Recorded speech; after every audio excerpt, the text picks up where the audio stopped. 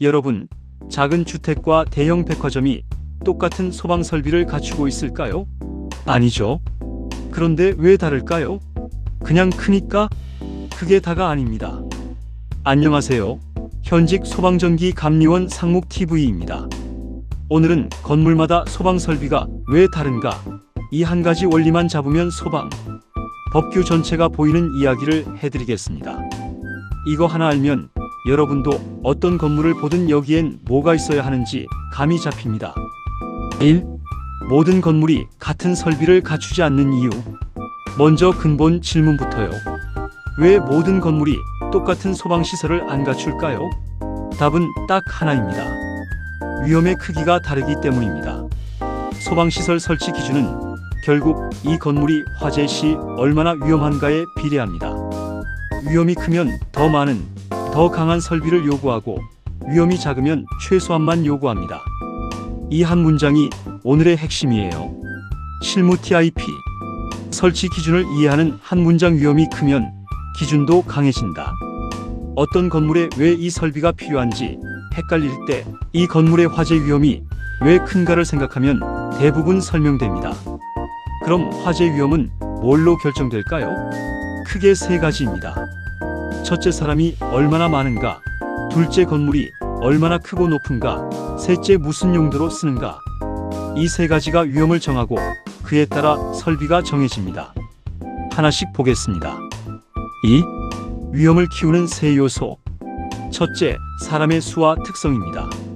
사람이 많이 모일수록 화재 시 인명피해가 큽니다. 그래서 극장, 대형 상가처럼 많은 사람이 모이는 곳은 기준이 엄격합니다. 특히 스스로 대피하기 어려운 사람이 있는 곳은 기준이 훨씬 강해집니다. 병원, 요양시설, 어린이집이죠. 거동이 불편한 환자나 노약자, 어린이는 대피가 느리니까 더 빨리 감지하고 더 확실히 소화하는 설비가 필요합니다. 법령 원문. 소방법령은 의료시설, 노유자시설, 숙박시설 등 대피 취약 용도에 더 강화된 설치 기준을 둡니다. 스스로 대피가 어려운 사람이 있는 공간일수록 기준이 엄격해지는 것이 입법의 일관된 원리입니다. 둘째, 건물의 규모와 높이입니다. 크고 높을수록 불이 번질 공간이 넓고 대피 시간이 길어집니다. 고층 건물은 계단으로 내려오는 데만 한참 걸리죠. 그래서 넓거나 높을수록 스프링클러 같은 자동 소화 설비를 요구합니다. 셋째, 용도입니다. 그 공간에서 뭘 하느냐에 따라 위험이 달라요.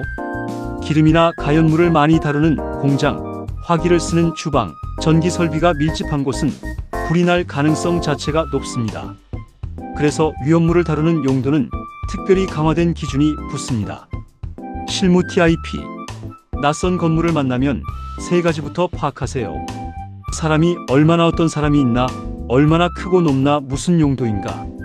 이 세 가지가 이 건물에 무엇이 있어야 하는가의 답을 알려줍니다. 3. 외우지 말고 입법 의도로 읽어라. 이 원리를 알면 개별 기준을 그냥 외우는 게 아니라 이해할 수 있습니다. 예를 들어 이런 용도의 건물은 자동화 재탐지 설비를 설치하라는 기준이 있다고 합시다. 외우는 대신 이렇게 생각합니다. 이 용도는 사람이 많거나 대피가 어렵거나 위험물이 있어서 사람이 눈치채기 전에 자동으로 감지해야 한다. 그래서 자동화 재탐지 설비가 필요하다.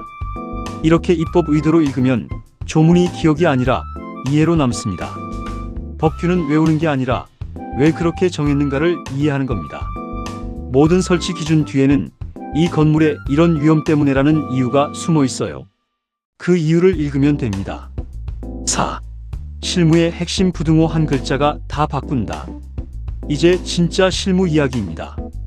초보자가 가장 많이 틀리는 부분, 바로 부등호예요. 이상과 초과, 이하와 미만의 차이입니다. 연면적 1000제곱미터 이상이면 정확히 1000을 포함합니다. 초과면 1000은 빠지고 그보다 커야 하죠. 딱 경계선에 걸린 건물에서 이 한 글자가 설비 설치 여부를 완전히 가릅니다. 1000제곱미터짜리 건물이 이상 기준이면 설치 대상, 초과 기준이면 대상이 아닌 겁니다. 한 글자 차이로요. 주의사항. 경계 수치에 걸린 건물일수록 이상, 초과, 이하, 미만을 반드시 원문으로 확인하세요. 기억이나 짐작으로 판단하면 있어야 할 설비를 빠뜨리거나 불필요한 설비를 요구하는 큰 실수가 됩니다. 여기에 하나 더. 규모 기준이 여러 개 겹칠 때 또는 인지 그리고 인지도 봐야 합니다. 연면적 얼마 이상 또는 몇 층 이상처럼요. 또는이면 둘 중 하나만 해당해도 설치 대상 그리고면 둘 다 만족해야 합니다. 이 접속사 하나가 판단을 바꿔요. 그리고 숫자를 대입하기 전에 그 숫자를 재는 방법부터 확인해야 합니다. 연면적에 지하층 주차장을 어떻게 넣는지, 수용 인원을 어떻게 세는지 정해진 방식이 있어요. 자를 잘못되면 표를 아무리 잘 읽어도 답이 틀립니다. 감리원은 이렇게 판단한다. 법령 도면 현장. 그럼 현직 감리원은 실제로 어떻게 판단할까요? 세 가지를 맞춰봅니다. 첫째, 법령이 요구하는 설비. 둘째, 도면에 설계된 설비. 셋째, 현장에 실제 설치된 설비. 이 셋이 일치해야 정상입니다. 셋 사이에 어긋남이 생기면 문제예요. 법령은 요구하는데 도면에 없으면 설계 오류, 도면엔 있는데 현장에 없으면 시공 누락이나 임해 철거, 도면과 다르게 시공됐으면 시공 오류. 이 불일치를 찾아내는 게 감리원의 일입니다. 실무 TIP. 초보자는 현장만 봅니다. 하지만 현장만 보면 있어야 할 게 빠진 것을 절대 못 찾습니다. 눈앞에 있는 것만 보이니까요. 반드시 법령 도면으로 있어야 할 목록을 손에 쥐고 현장에 가야 빠진 것이 보입니다. 특히 무서운 게 이겁니다. 도면에도 없고 현장에도 없는데 법령상으로는 있어야 하는 경우, 이건 설계 단계부터 빠진 거라 현장만 봐서는 절대 못 찾아요. 오직 법령 기준을 손에 쥐고 있어야 잡힙니다. 그래서 법령, 도면, 현장을 다 봐야 하는 겁니다. 6. 초보자가 꼭 하는 실수 2가지.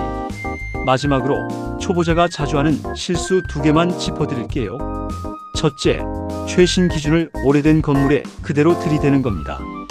건물은 지어질 당시 기준으로 설치된 건데 나중에 강화된 새 기준으로 왜 이렇게 넓냐고 지적하면 대체로 틀린 판단이에요. 주의사항. 오래된 건물은 준공 당시 기준으로 판단하는 게 원칙입니다. 단, 법 개정으로 기존 건물에도 소급 적용하도록 정한 항목은 예외입니다. 당시 기준 확인과 소급 적용 항목 확인을 함께 해야 정확합니다. 둘째, 조문 본문만 읽고 단서를 놓치는 겁니다. 대부분의 기준에는 다만 이런 경우엔 그러하지 아니하다 같은 단서가 붙어요. 본문만 보고 설치해야겠다 했는데 바로 아래에 다만 다른 설비가 이미 있으면 면제한다가 있을 수 있어요. 조문은 끝까지 읽어야 합니다. 정리하겠습니다. 건물마다 소방 설비가 다른 이유는 화재 위험의 크기가 다르기 때문이고 그 위험은 사람 규모용도 3가지로 결정됩니다. 위험이 크면 기준이 강해진다. 그리고 모든 기준 뒤엔 입법 의도가 있다. 이 2가지만 잡으면 외우지 않아도 이해됩니다. 오늘 내용이 도움이 되셨다면 사실 이건 시작에 불과합니다. 실제 기준표를 한 줄 한 줄 읽는 법, 도면, 심볼 해석하는 법, 현장에서 판단 근거를 남기는 법까지 제가 클래스 101에서 36강으로 처음부터 끝까지 다 정리해뒀습니다. 관심 있으신 분들은 더보기 링크 확인해보세요. 이 채널은 현직 감리원이 소방전기 실무를 쉽게 풀어드리는 곳입니다. 구독과 좋아요 눌러주시면 다음 영상 만드는데 큰 힘이 됩니다. 임상묵 감리원 상묵TV였습니다.